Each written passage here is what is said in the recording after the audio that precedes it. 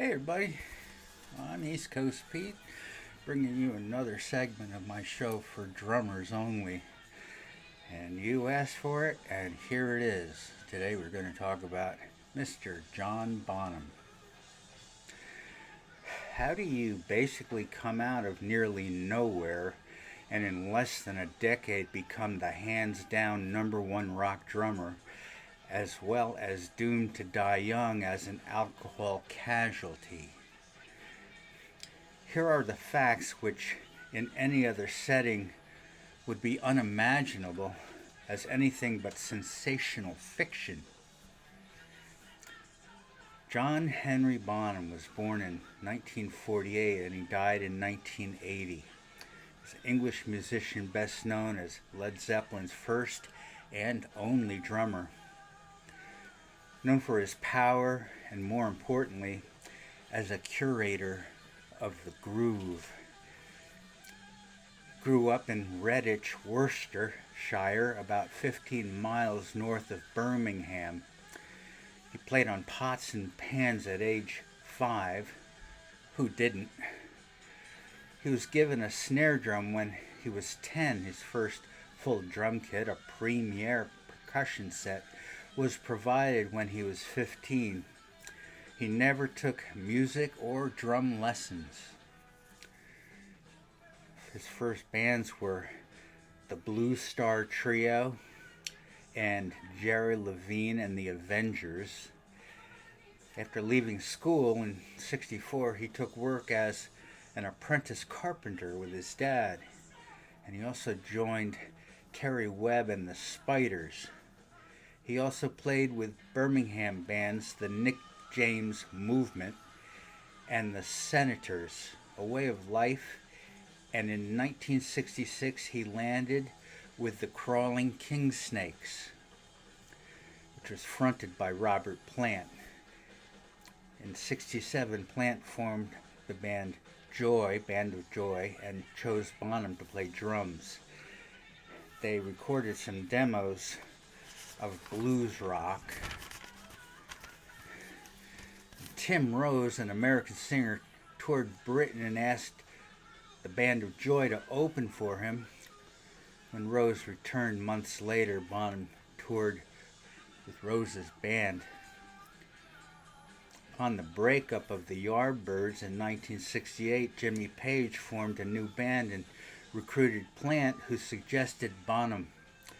Procol Harum's ex-drummer B.J. Wilson was under consideration, but Page's manager Peter Grant thought that Bonham would be the best choice.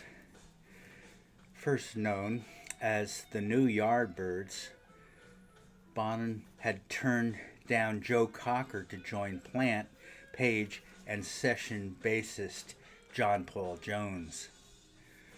On Led Zeppelin's former New Yardbirds' first U.S. tour, Bonham met and befriended Carmen Appice, then with Vanilla Fudge.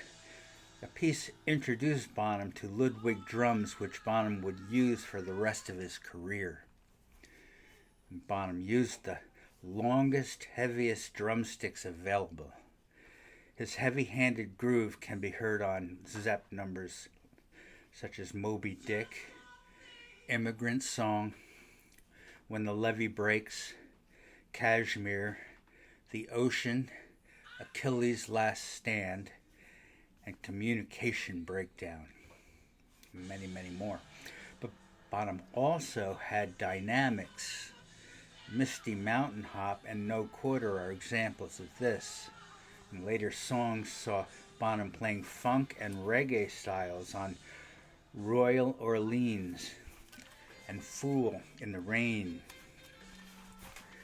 And then, in 1980, Rex King management assistant picked up Bonham to rehearse for a new tour of North America, the first in 3 years. During the car trip, Bonham asked to stop for breakfast, where he drank 4 quadruple vodka screwdrivers.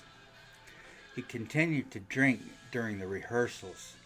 The band stopped rehearsing late in the evening and went off to Page's house in Windsor.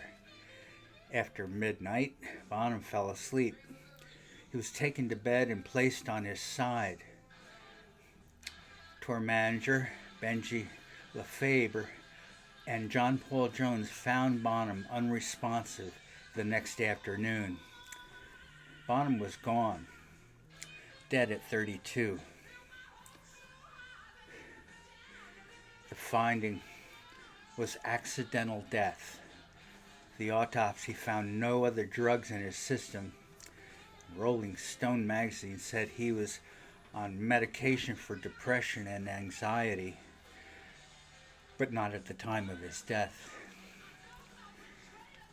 Bonham had poisoned himself with 40 shots of vodka. He showed pulmonary aspiration as he was unable to clear his throat, so he choked. Now, Zeppelin chose to disband out of respect for their departed warrior, who had been wearing diapers while performing for at least 2 years. His drinking was so abusive that Bonham had no control over his bladder or bowels. His son Jason became a drummer. He would go on to play with UFO and Foreigner. Ginger Baker felt that John Bonham's drumming lacked subtlety. But that was a pot calling the kettle black kind of thing, I'm thinking. Everybody I know and everybody online, they're sure that John Bonham was the best drummer ever to pick up sticks.